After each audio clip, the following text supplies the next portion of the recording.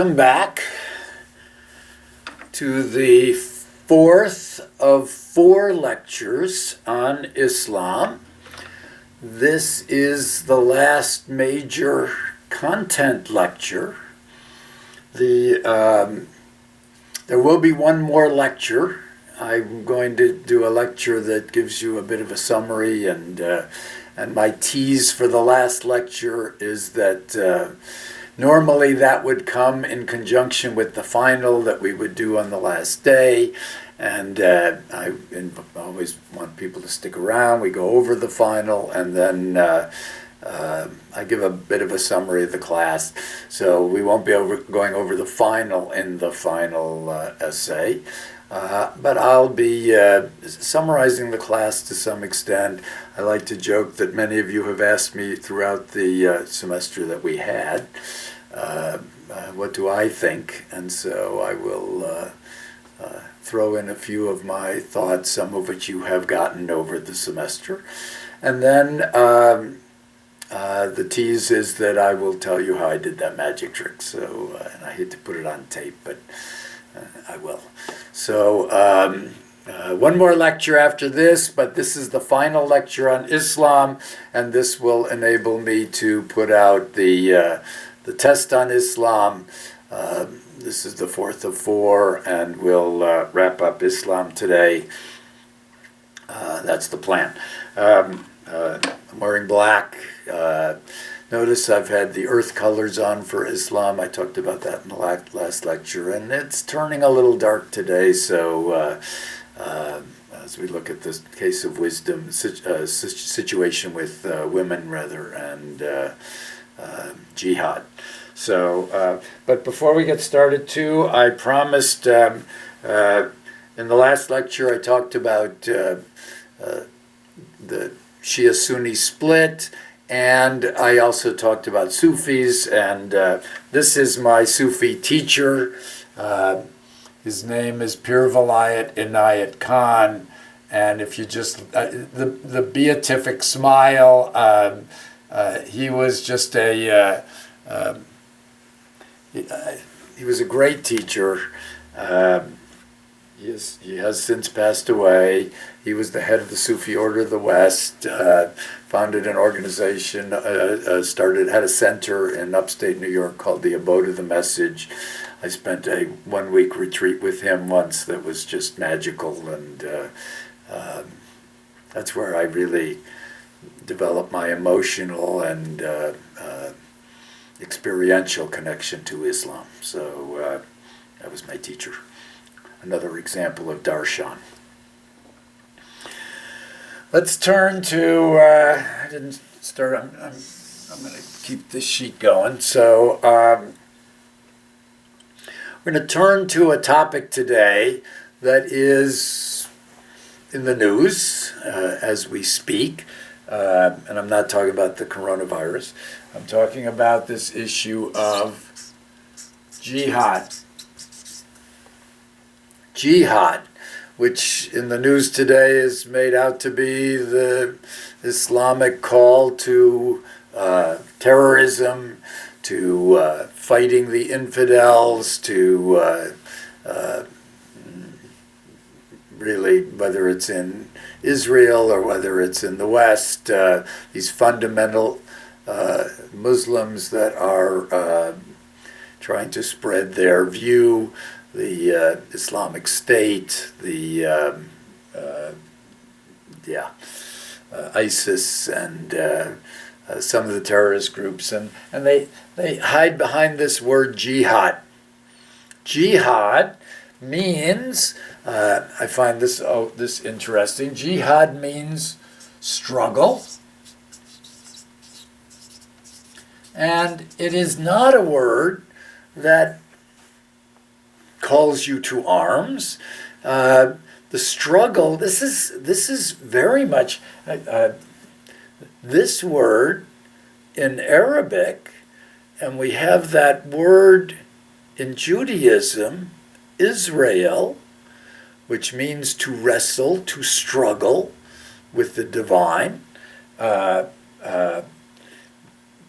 Two big words for each of these two religions, this word jihad, and understand that its primary use in the Quran is not militaristic.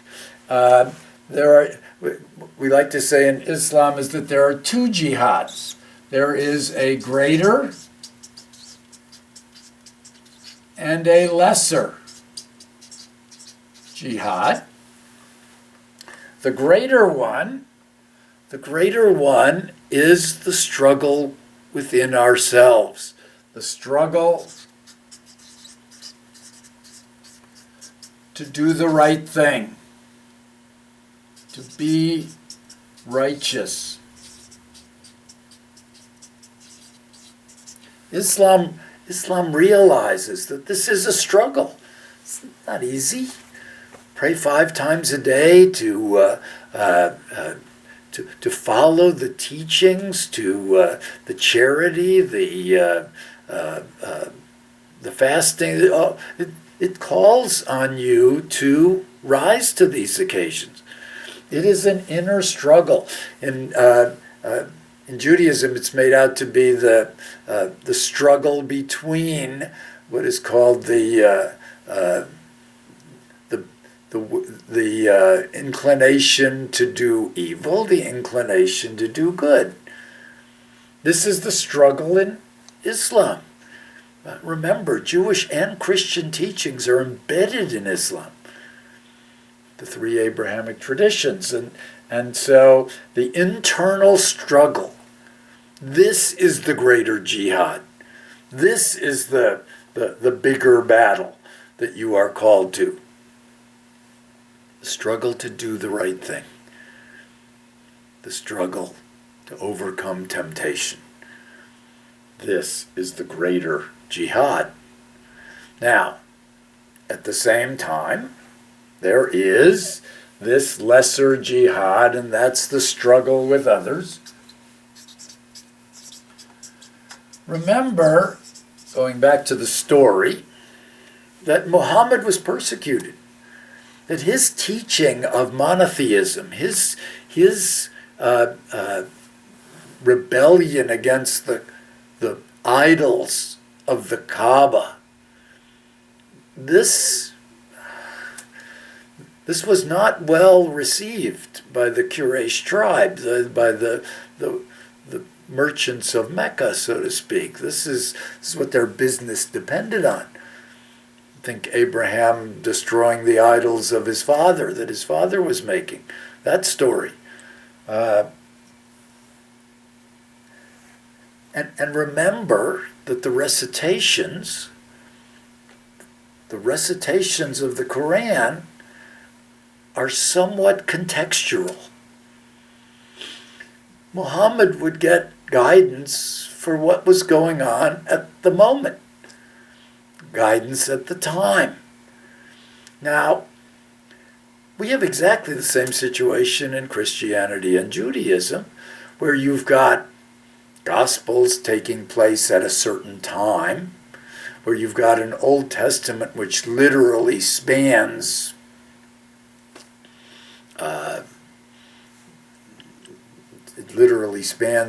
almost 3,000 years of history. Remember Adam and Eve, actually almost 4,000 years of history. Adam and Eve, 3760 BC. This is where the Old Testament begins. And it takes you literally all the way to the Second Temple. So we're talking about a long story. We're talking about a lot of episodes. The Battle of Jericho, there's a lot of war, there's a lot of killing. You can find justification in the Bible, and you can certainly find justification in the Quran. Guidance from Allah on how to deal with his enemies, with Muhammad's enemies. And then the question becomes one of, do you take it out of context? Does it apply to all people at all times? This is the danger of contextual teachings.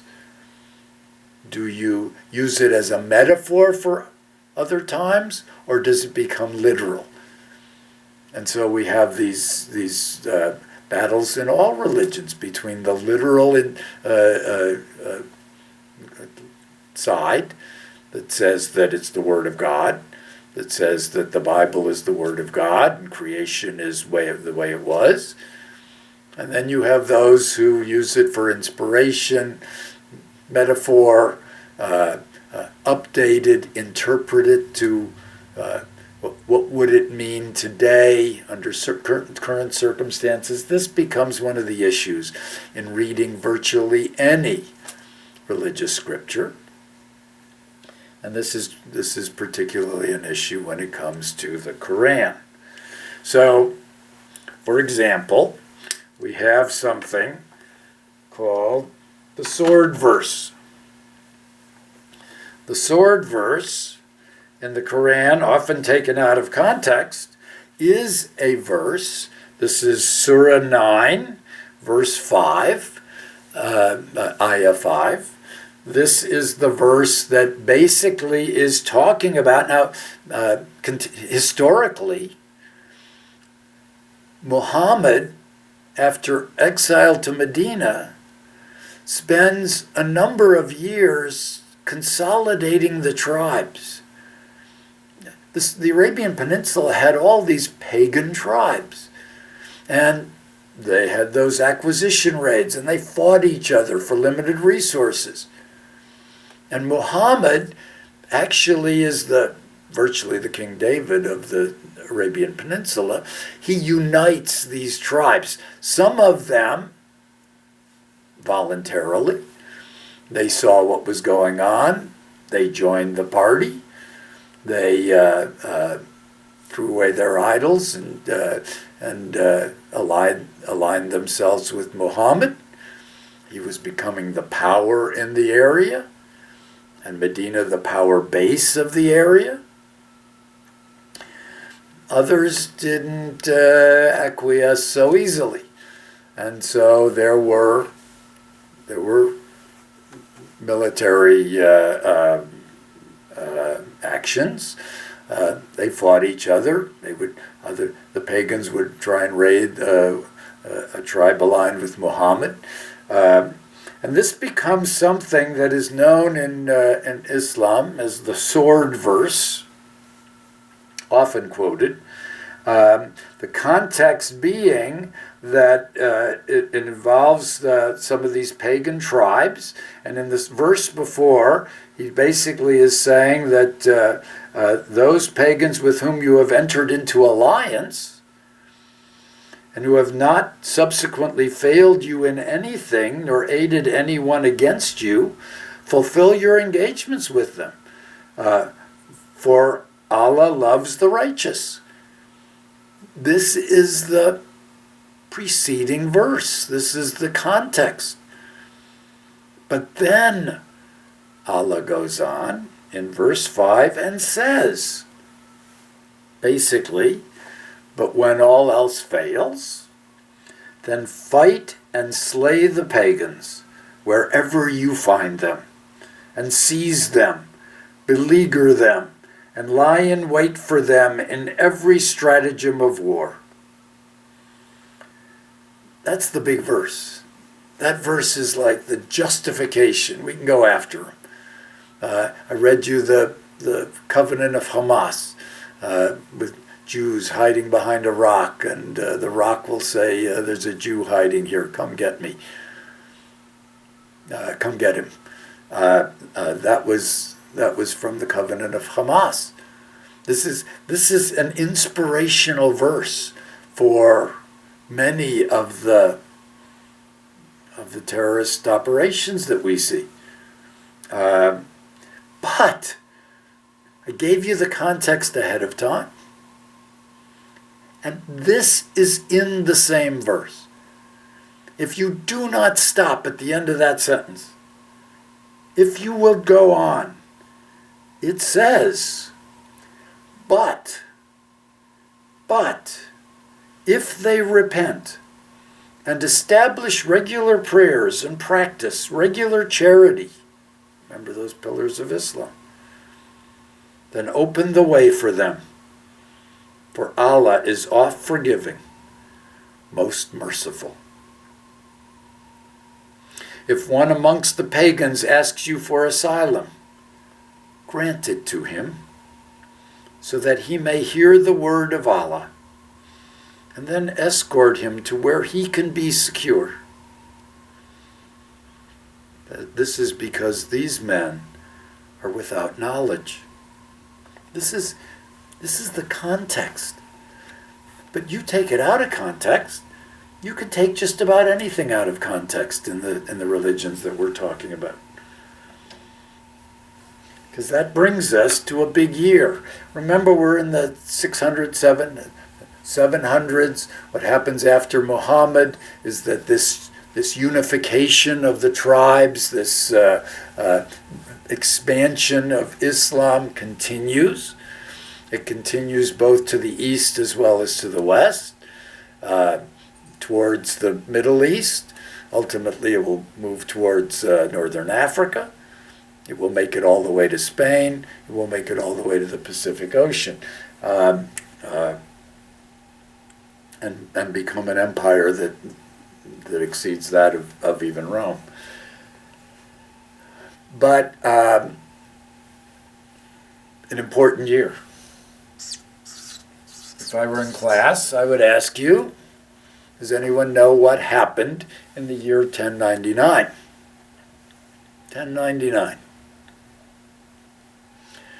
And perhaps someone, I don't expect many of you to know, you could guess, probably have a good guess. Some of you are probably thinking, well, what happened in 1099 that involved Islam, that was major, to change the world? Someone would know.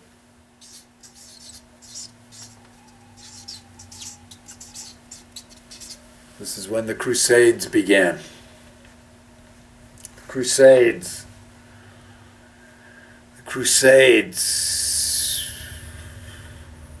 What was that all about? Christian soldiers. Islam has migrated west, migrated to the Holy Land. This is part of the March of Islam, and the Vatican decided to liberate Jerusalem from the pagans, from the Muslims. This is part of the dark side of Christianity. It was not done nicely. On the way, the Christian soldiers, onward Christian soldiers, raped and pillaged Jewish settlements along the way, terrorized Jews, terrorized Muslims. Really, really bad time in Christian history. You got to ask what happened to love your enemy. You got to ask what happened to love thy neighbor as yourself.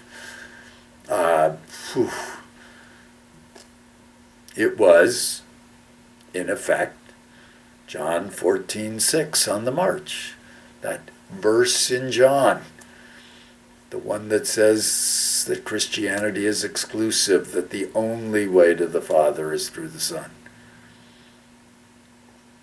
John 14:6 went on the march in 1099, and they brutalized Muslims in the Middle East.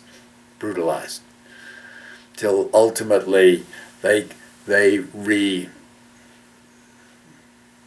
re-equipped themselves and gathered themselves, and in 1200 the Muslims came back and drove out the Christians. The Crusades.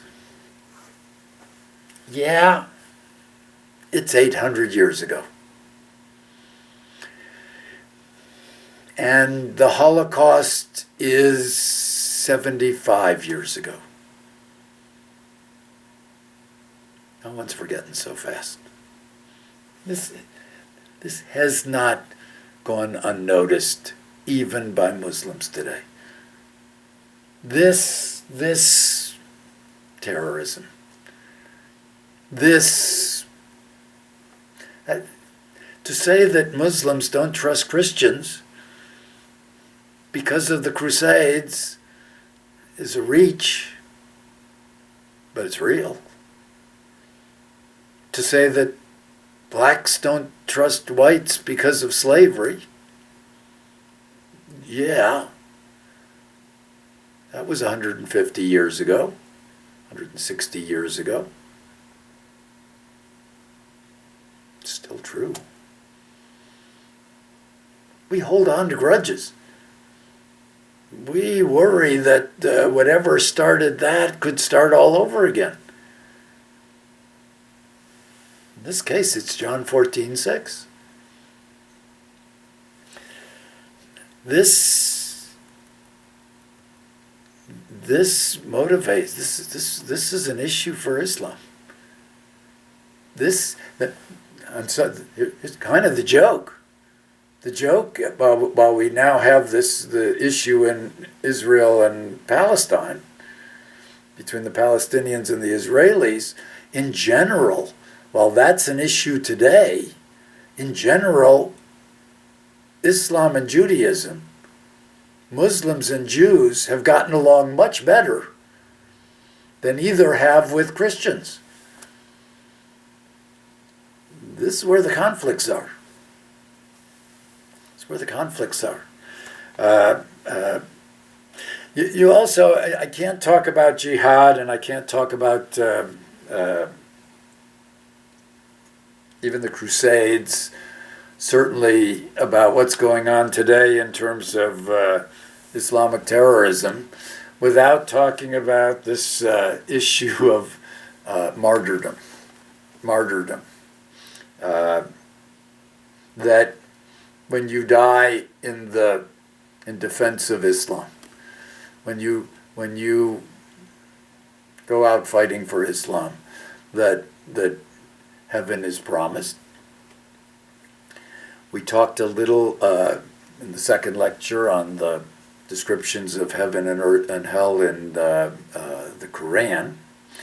And one of the things you may keep hearing about is that the Quran, that what motivates some of these Islamic terrorists, what motivates suicide bombers, for example, is that they're being promised, one take is 144 virgins in heaven. That is not exactly in the Quran. We will talk about the fact that sexuality is treated differently in Islam than it is in Christianity. Understand that when we talk about sexuality in Christianity, it's Paul, number one. Jesus doesn't have a huge issue with regard to, he's not railing against sexual fornication. Paul does that. Paul rails against homosexuality. Paul spends a lot of time in his letters. Original sin is part of the evidence is our sexual desire. This is Augustine. So it's the proof of original sin. And so sex is really put down to a great extent. The priests are supposed to be celibate. This is the Virgin Mary. It's an image of purity. Sex is dirty in Christianity. It is not dirty in Islam. Much of the descriptions of heaven have sexual connotations.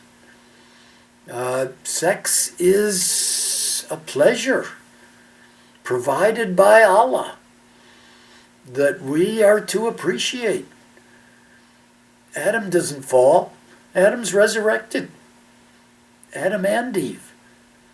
We'll turn to this again in a moment as we turn to the treatment of women.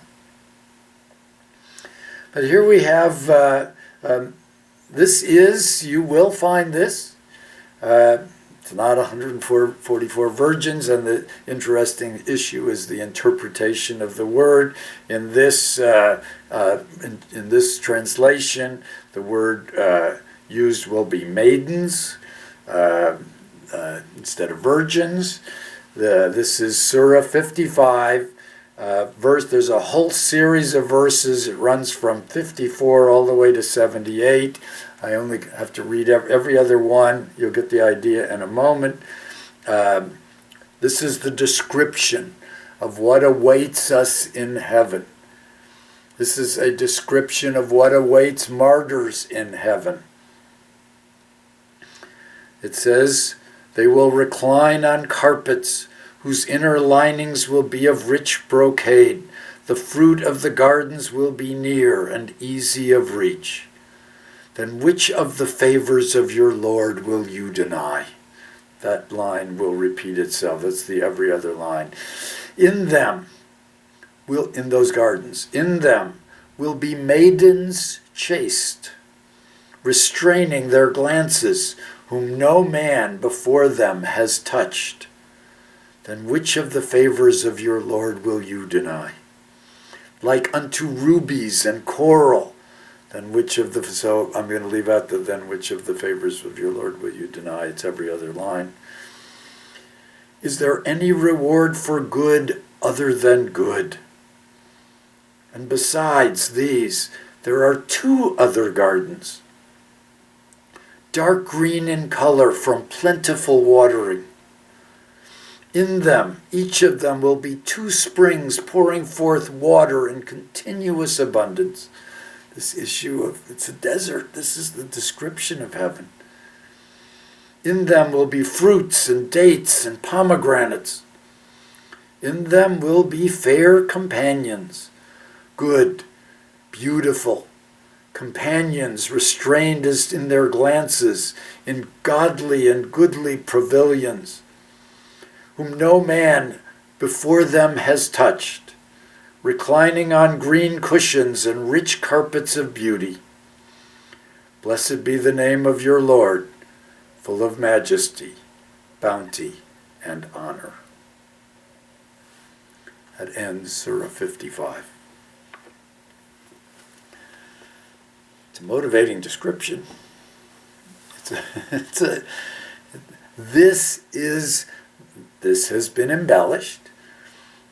This is what is read and given to these martyrs. Understand, who probably have not read the whole Quran. We're talking about this. Most Hindus haven't read the Vedas. Most Jews haven't even read the Torah, certainly from start to finish. They get the bits and pieces if they go to temple. You take out of context. Many Christians have not read the New Testament. They hear what their minister quotes, wants them to hear. And this is what happens with the Quran. And this is what happens with jihad. You can justify just about anything. You can justify slavery. You can justify it in the Quran. You can justify it in the Bible. You can justify just about anything if you pull a quote out of context. The teachings of jihad. Sometimes, by the way, jihad is considered, especially with regard to this greater jihad, is considered the 6th pillar of Islam. I gave you those 5 pillars, sometimes jihad, waging that inner struggle. And then, of course, elevated to fighting the battle with those who persecute Islam. I have a story. This isn't the best. I told you this isn't the best format for stories, but before we move on to the issue of women, I thought I would tell you a story about an encounter I had. I learned a lot from it, from the Arabs in Jerusalem. So on our way to India, I think I told you this, we were biding our time to get together with Swami Satchidananda, and we spent 2 months in Israel. And we spent most of that time, 6 weeks of that time, on the kibbutz in northern Israel, right on the Jordan River, below the Golan Heights, where Syria and Lebanon and not Syria and Jordan and Israel come together there, and they would sweep the fields for mines before we would go out in the fields, because infiltrate terrorists would try and come over the river. You could just walk through the river. It's not deep there at all. And so we spent 6 weeks on the kibbutz. And then we traveled around Israel. We spent time. Jerusalem became our base after we left the kibbutz. We learned about a room we could rent, and we were able to secure it. And this was funny. I mean, we had a room in the old city of Jerusalem, overlooking the dome of the rock, the big golden dome on the Temple Mount, the Wailing Wall, the west wall of the temple is a Jewish holy site. The wall of the Second Temple, still that they were able to recover in the 1967 war. This was now 1970. And there was a room, we could rent a room. It was a low-budget trip. We rented a room for, I believe it was $5 a night, but it included all of our meals, in a church that was actually a tourist center. The second station of the cross, called the Ecce Homo Basilica, stood for Behold the Man. The Ecce Homo Basilica is where Jesus was supposedly flogged, and they put the crown of thorns on him. This is down in the grottos in the basement. What hardly anyone knew is that there was an elevator up to about 5 guest rooms. They had 5 guest rooms. The nuns, a group of French nuns, ran the church, and they hosted 5 guest rooms, and they charged like $5 a night. And Susan and I had one of these guest rooms. The tourists going through downstairs, we take the back stairs or the elevator. There was an elevator up to our room. We had a balcony. It overlooked the whole old city of Jerusalem. It was a find and a half. It was just I have no idea what the situation is there now. But there was a breakfast. All of the guests would get together for breakfast, and the nuns would cook for us. It was really great. It was a great experience. And one day, let me get to my story. One day, I'm caught in the memories. One day, there was a young man, and he came back to his room, and with a sheepskin coat on. Very proud of this sheepskin coat that he had bought in the Arab market. The Arab market had these stalls, and they sold everything from food and produce to anything they made. This was the Arab market, and he came back proudly displaying this sheepskin coat that he paid, I think, $105 for, and it was worth $150. And he just thought it was, he got the deal of a century, and he was really proud of it. It was an original and a natural sheepskin coat, sheepskin fur, and the skin and the leather. It's a sheepskin coat. Now, 1970. Understand something about sheepskin coats, and that is that in the 60s, they were really cool for hippies. Hippies and sheepskin, this was how to stay warm. It was natural. Sheepskin coats was a sign of, it was very cool. Let's just say it was to the hippies what a mink coat was to the aristocracy. So, but I'm thinking to myself, the hippies I know that have sheepskin coats didn't pay $105, and I'm where they make them. It didn't sound right to me, and I had a bunch of friends that would have loved it if I sent them back a sheepskin coat. They would pay me back. I knew that. And so one day, Susan and I are walking through the Arab market, and there's a stall with sheepskin coats, and we walk in, and I said, "How much is a sheepskin coat?"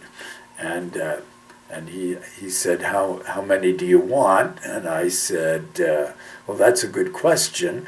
If the price is right, I'd probably buy 5 or 6. I think I said 5. And he said, now this is a classic encounter of two cultures. I don't want to stereotype it, but this Arab merchant is trying to sell. I don't think he knew I was Jewish, but probably might have assumed it. We're in Israel. I am an American. A sheepskin coat, and he tells me, I'm telling you, the Arabs are good. He tells me $150. This is basically the same. He says, but for you, for 5 coats, for you my friend, $120. $120. I said, thank you, but no thank you. Wasn't buying 5 coats for $120 each. Wasn't buying 1 coat for $120. I said, thank you. I'm just going to... Here was my plan. I'm an American. It's what we do. You comparison shop. You go to multiple stores. I'm in the Arab market. There are multiple stalls. There must be 10 stalls of sheepskin coats. My plan is, his price was $120. I'll go to the next stall and see what his price is. That was the plan. Now understand, this is early in our trip. All we'd been on is the kibbutz. We hadn't really been bargaining for anything yet. And I'm still in the first stall. I'm planning on going out and checking another stall. He says, he's now coming at me, how much you pay? How much you pay? Make me an offer. 5 coats, make me an offer. And I said, basically, this was the wisest thing I did. I stumbled upon this. I didn't give him a price. I said, it's way too much money. Let me see what some of the other shops are charging. Well, wait, and every time I tried to leave, he would get in my way. You my friend. You my friend. For you, $95. $95, a great price, $95. Come on, $95. Don't you? $95. Thanks, but no thanks. Much too much money. I try to leave. He gets in my way. How much you pay? I don't want to give him a price. I just know this is way out of my ballpark. If this is what they're worth these days, I'm not getting one, neither are my friends. That's it. Class. This went on for 45 minutes. Maybe an hour. I was getting a headache. I never got out of the first stall. By the time I was done, I bought 5 sheepskin coats for $15 a piece. And by the way, mine, of the 5 coats, one had this embroidery all the way around the edge. It was the only one he had like that. That was going to be my coat. I still have that coat, by the way. I still have it. It's in the attic. It's preserved. I bought 5 coats for $15. I sent 4 back. I actually kept the one with me. Susan had a warm coat. Susan didn't like them. Although at the very end, this is very funny. At the very end, she said to me, "Well, for $15, I'll take one too." Because she wasn't counted into the 5. We were sending it to 4 good friends who I knew would go crazy over these coats. And I turned to him and said, "All right, we'll take 6. He tried to tell me that the 6th one was different than the other 5. And he tried to start at $120 again. And I was not, that's it. I put it down. 5's plenty. That's all I need. I'm taking the 5. Sorry, Susan, you can have Tommy's, my friend Tom. You don't, we're not going there. I had a headache. I had to get $15 a piece.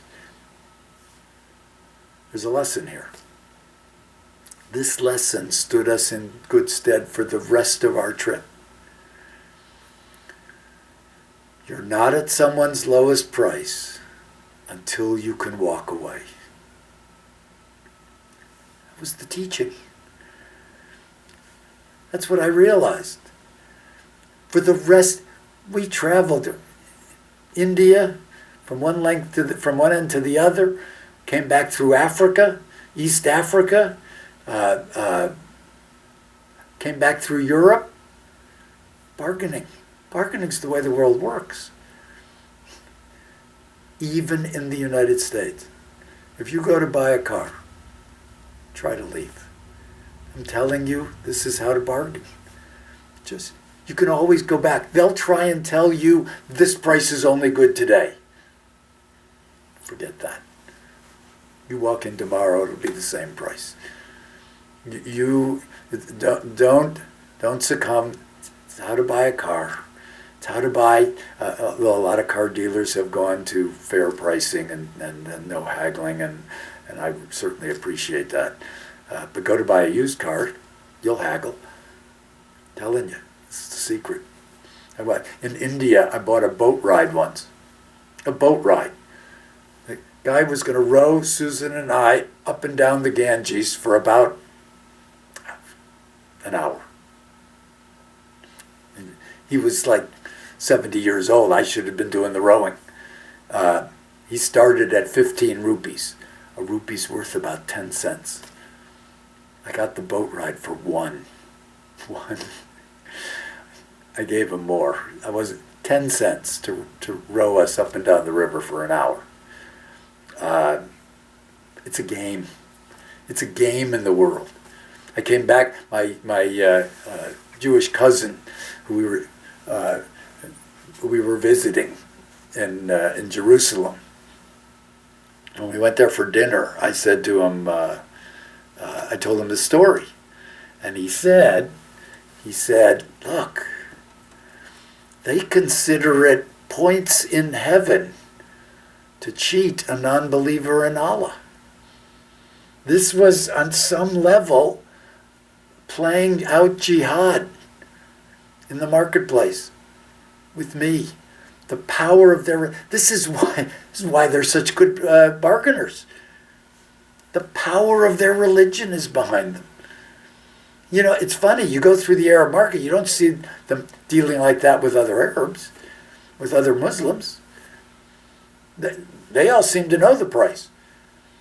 But boy, you had to bargain, and I pass that on. Look at the things you learn in this class. All right. Let's turn to the last topic in Islam before we get to our review. I want to turn to the issue of women. The treatment of women The issue of, look, before we even go here, women have not fared well in any of the religions we have studied. Women have not fared well in history. Spoils of war, property, put down, subservient, abused.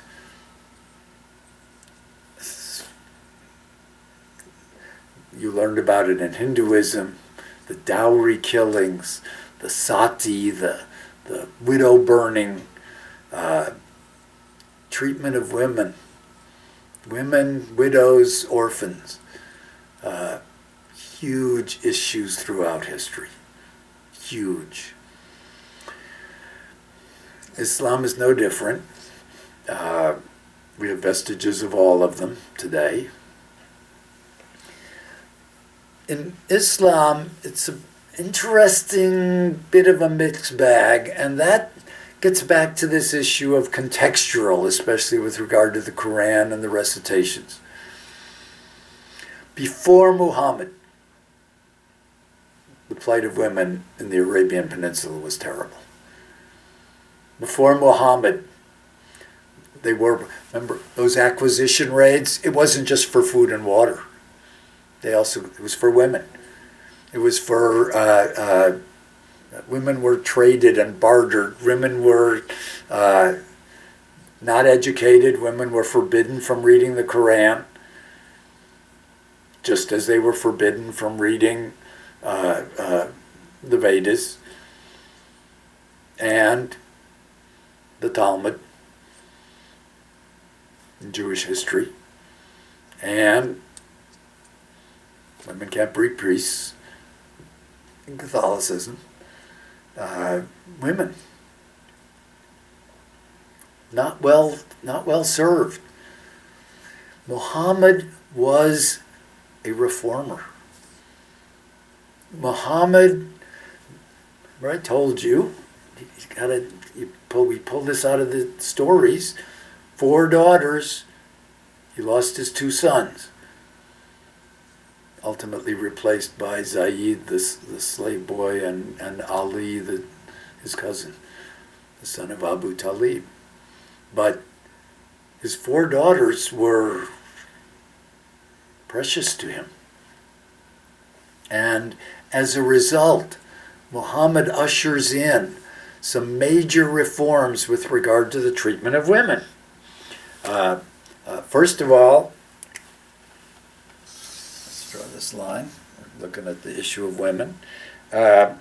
First of all, he comes up, he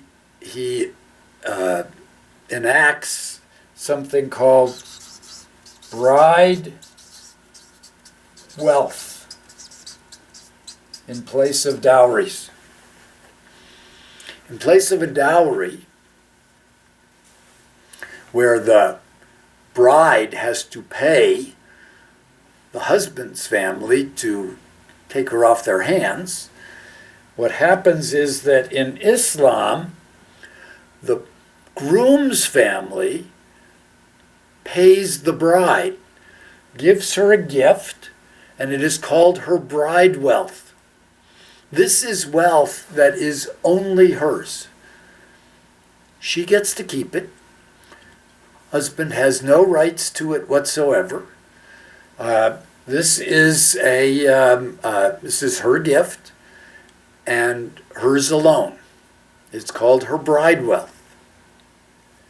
That is a powerful step up from the teachings we had on the dowry system, some of which, by the way, you're dealing with today, where the bride's family pays for the wedding. We have vestiges of that dowry system today. This is very different in Islam. Bride wealth. Now, and there is divorce in Islam. Now, it's not exactly equal. What happens in Islam is that if a man wants to divorce his wife, the prescription is that he must denounce her, basically say, I am divorcing you, once a month for 3 straight months. It takes 3 months for a man, presumably, it is to allow Allah to change his mind. It is to allow him to think through it and literally have Allah decide whether this is what Allah wants done or not. The will of God is what we have submitted to as Muslims. Man has to declare it over 3 months.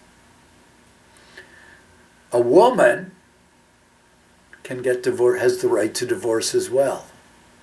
And by the way, if a man divorces a woman, she keeps her bride wealth. This is the issue. There's no incentive for those dowry killings. The woman gets to keep the bride wealth if the husband divorces her, giving her some protection.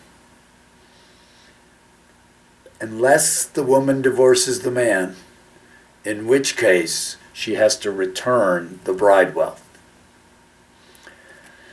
Doesn't make it equal. Doesn't level the playing field. But you gotta see it as better. You gotta see. We're going back to 630 A.D. Now, women. Let me just say this. Muhammad ushered in another reform, and that was a limit of 4 wives. I wish I were in class so I could see the girls' faces, all of you, the women's faces in my class. The cringes and the laughter. This was an improvement. The limit became 4 wives, and they had to be treated equally, which means you had to be able to afford all 4, because you don't just like add on and neglect the others. They all had to be treated equally. These were Muhammad's rules. By the way, ultimately, Muhammad had more than 5 wives. He's the exception. He was an exception to this rule. Allah gave him that exception. All after Khadijah. But the limit to 4 wives, look,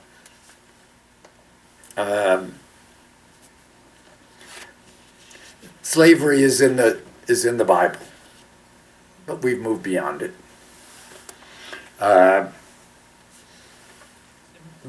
In Islam, as an example, circumcision is in Islam. Traditionally, it took place at 13 years old. This was the rite of passage for a male. For the most part, we've gone beyond that. Circumcision for most Muslims takes place around birth. This is very similar to Judaism. Remember, they're related. We've moved beyond a few of these.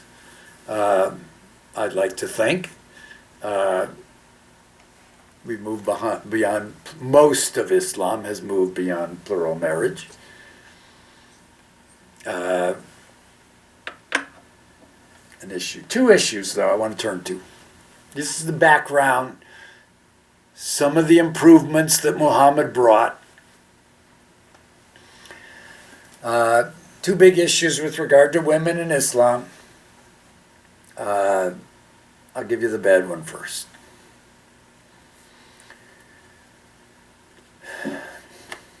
There is a bad verse in this book.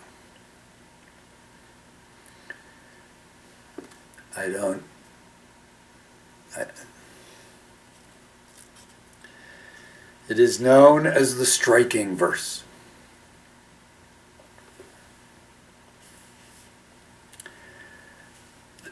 It's a huge challenge.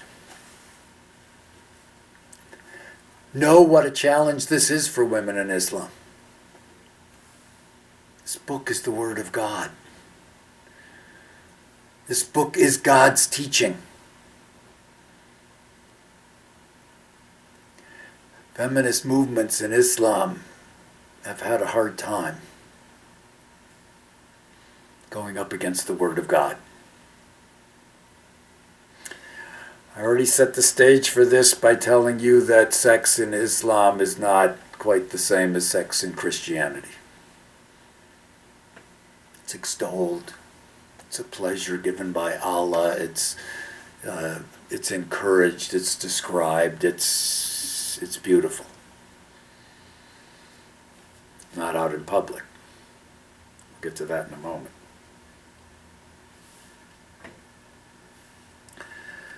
The striking verse. Wrong page. In Surah 4:34. No more preface. I'll read it.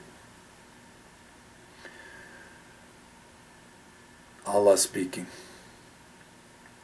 Men are the protectors and maintainers of women, because Allah has given the one more strength than the other, and because they support them, men support women, from their means. Therefore, the righteous women are devoutly obedient and guard in their husband's absence what Allah would have them guard.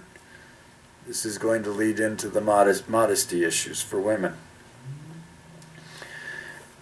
As to those women on whose part you fear disloyalty and ill conduct,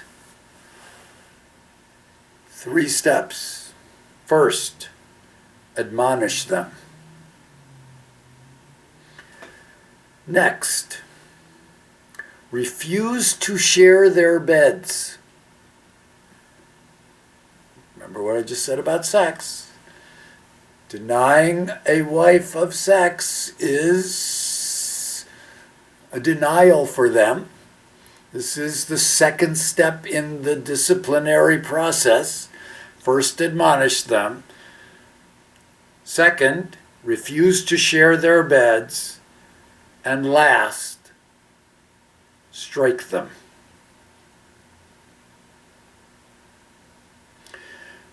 Now it does go on, there is a but. Doesn't pull back the punch nearly as much as it should. But if they return to obedience, do not seek against them further annoyance. For Allah is most high, great above all. Verse 34. It is known as the striking verse.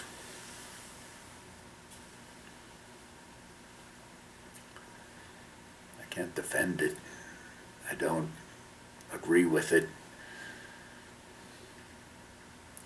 It's a challenging teaching. It is.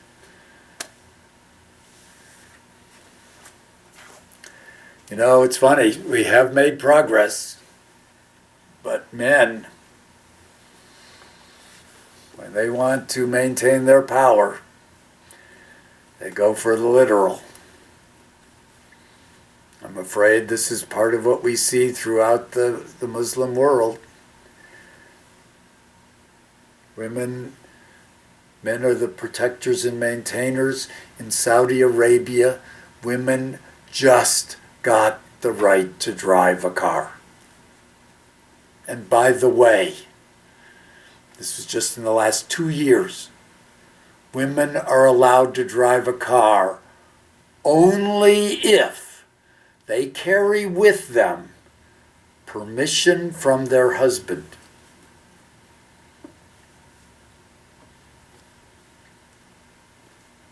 This is. I also want to turn to this issue of modesty. So you already kind of heard it, that women should guard from them what Allah wants them to guard from other men. This is a phrase called the modesty phrase, a modesty clause, verse.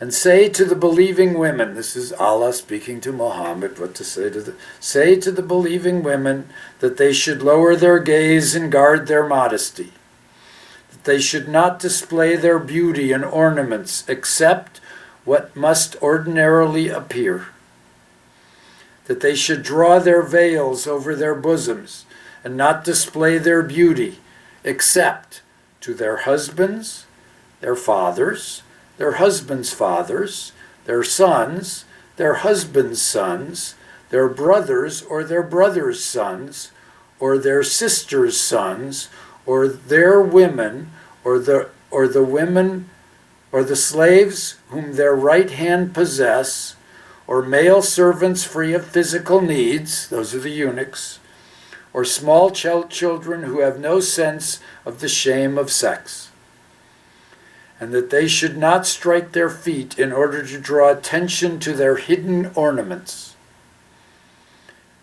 O you believers, you turn all together toward Allah, that you may attain bliss. Often called the modesty verse. And then there is also what is called the veiling verse. So you heard the veil drawn over their bosom. This is the verse. It's interesting because this verse is taken out of total context. The context is, what precedes this is, if someone comes to the prophet's house. This is a message through Muhammad to others, basically saying that, for example, if you came to the prophet's house for a meal, when you are invited, enter. When you have taken your meal, leave without seeking familiar talk. Such behavior annoys the prophet, and he is ashamed to dismiss you, but Allah is not ashamed to tell you the truth.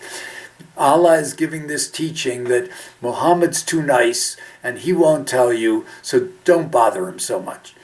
I bother him enough. This guy, what Allah is basically telling others. And then he goes on. So that's the preface, that's the context. And it says, and this is to other, that when you ask, now it says, when you ask his ladies, his wives, or his daughters, when you ask for something, ask them from behind a screen. That makes for greater purity for your hearts and for theirs. This is the screen verse that basically leads to, depending on the sunnah, depending on the tradition, the various cultures within Islam, we have the hijab. The hijab is the scarf, wearing a scarf. This is the headscarf.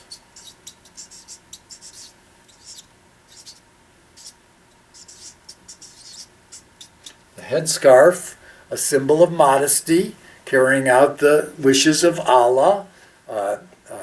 In Islam, the idea basically is not too much skin showing, not too much of this becomes this issue of modesty, lest you excite someone that's not your husband. There is the burqa. The burqa is the full covering with the screen. This is the verse about the screen and the mesh. This is the burqa, the full covering. And this is literally with the screen talked about in the verse I just read you. By placing the screen, there's a mesh screen in that full black outfit. And that becomes the screen that verse is talking about, so that you're always talking to a woman through a screen. And that maintains her modesty. And then you have something called the niqab. The niqab is the pinned fabric that veils from the nose down, just below the eyes. And so the eyes are open. That's not a screen situation. This is the face covering below the eyes.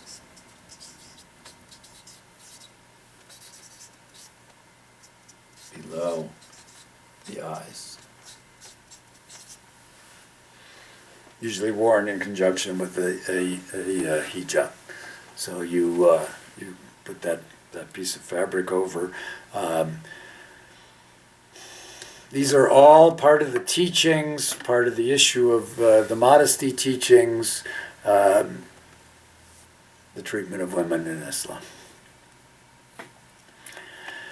Feminists today in Islam have a major challenge.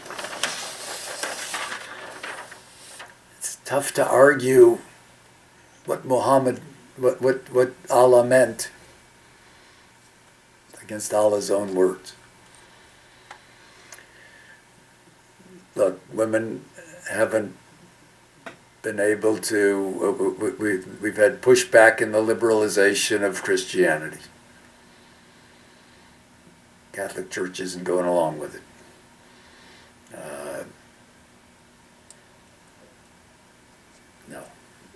No reforms. No reforms on abortion, no reforms on female priests, no pushback. And even bigger issue in Islam, not making a lot of headway. Little. They can drive now. Let's finish up. Let's turn to that summary. If you were in class, I would ask you these. I love the interchange, the exchanges, and this just system does not allow it. The 3 pillars, the 3+1 pillars of religion for Islam. Knowledge. It's the knowledge base in Islam. The knowledge clearly, above and beyond everything else, is the Quran. The Quran, the Word of God. The recitation. The recitations. The Quran. You also have, just so you remember, you also have, following the Quran, the Hadith literature, the stories,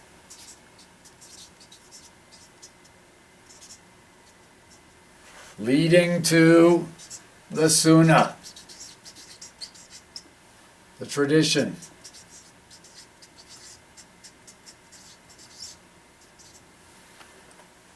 The stories of Muhammad leading to the Sunnah. The Sunnah, a source of reference, following the Hadiths. So these are the basic knowledge. This is what you have to know. And the Quran is read. Devotion. The dues.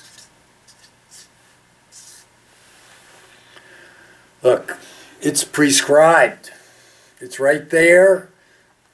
I gave them to you. It's the 5 pillars. We're going to take one out. One is not so much a do. We'll get to that in a moment.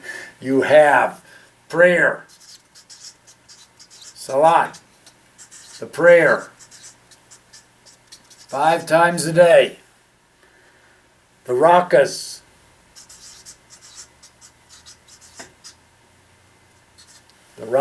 that bowing choreography, 17 times a day, distributed over the 5 prayer times. The rakas, as well as some prescribed things that you have to say. I'll put one of them over there. I think we'll put it. We'll put it on the other side. Okay. We have the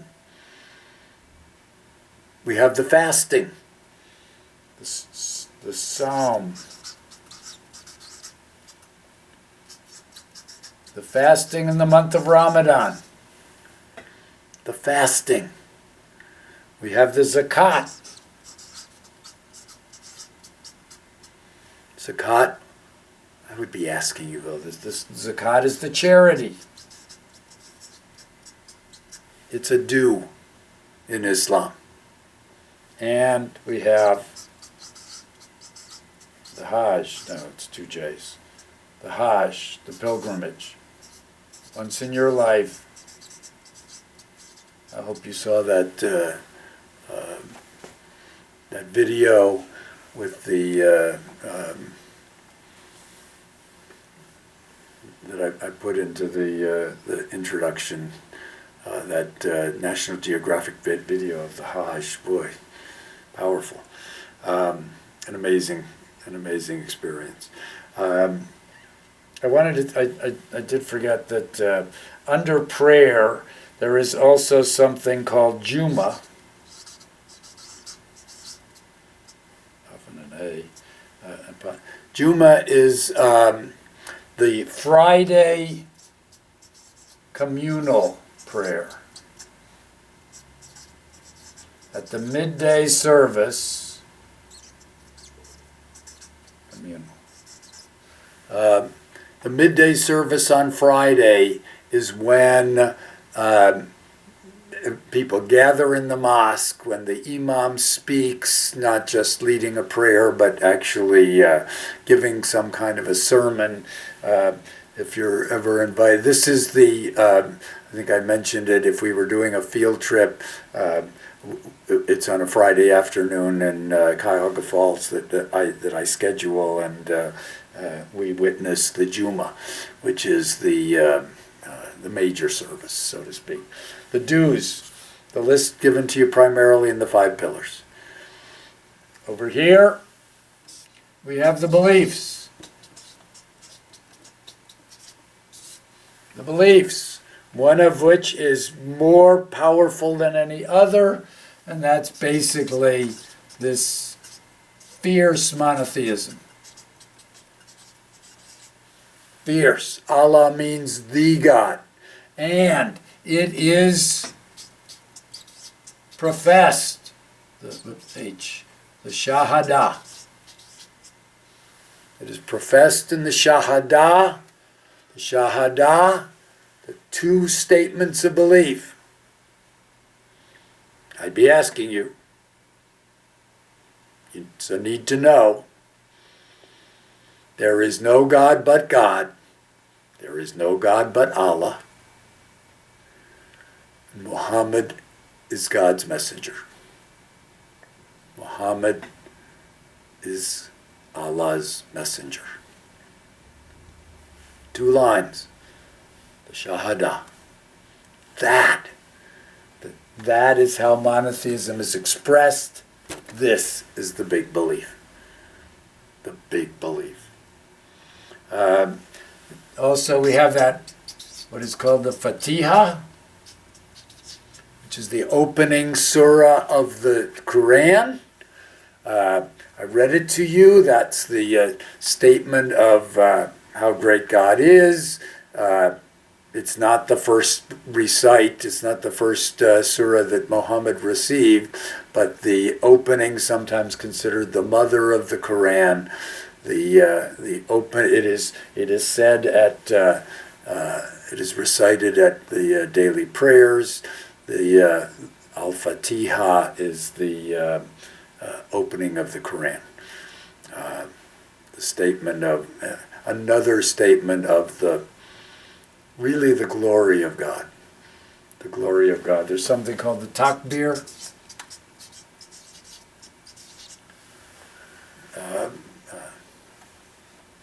Allahu Akbar. Akbar. This is the God is great. This is something called the takbir, that the greatness of God. The greatness of God. And clearly one of the beliefs is that Allah is speaking. Allah is the author of the Quran. The Quran is Allah's words in Arabic. The major beliefs. And finally, we have that institutional element.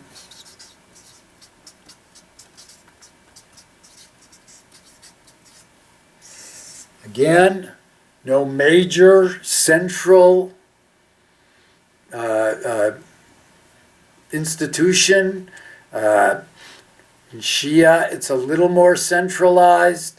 The imam in the Sunni tradition is simply a prayer leader.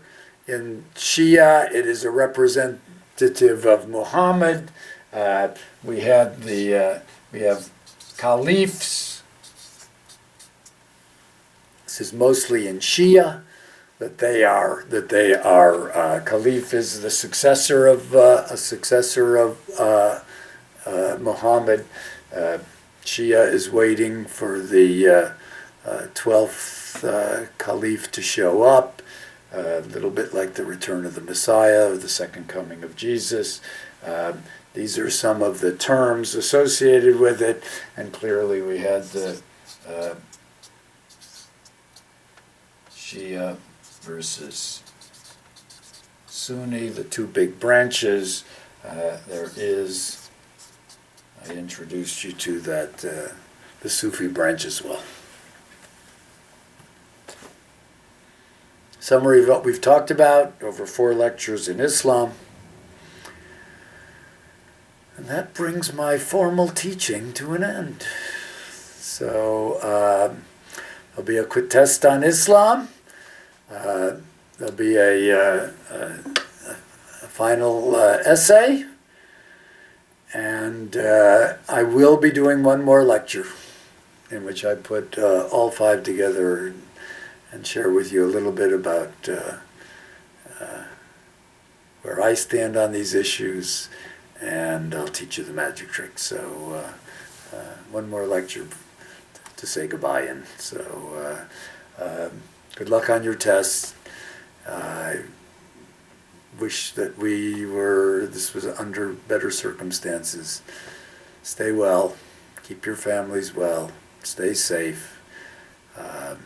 I hope you've enjoyed the course. I hope you've gotten something out of it. Now you have lectures as long as I keep them up. I'm not sure what we'll do with the channel, but we'll see. We'll see. Be well. Blessings to all.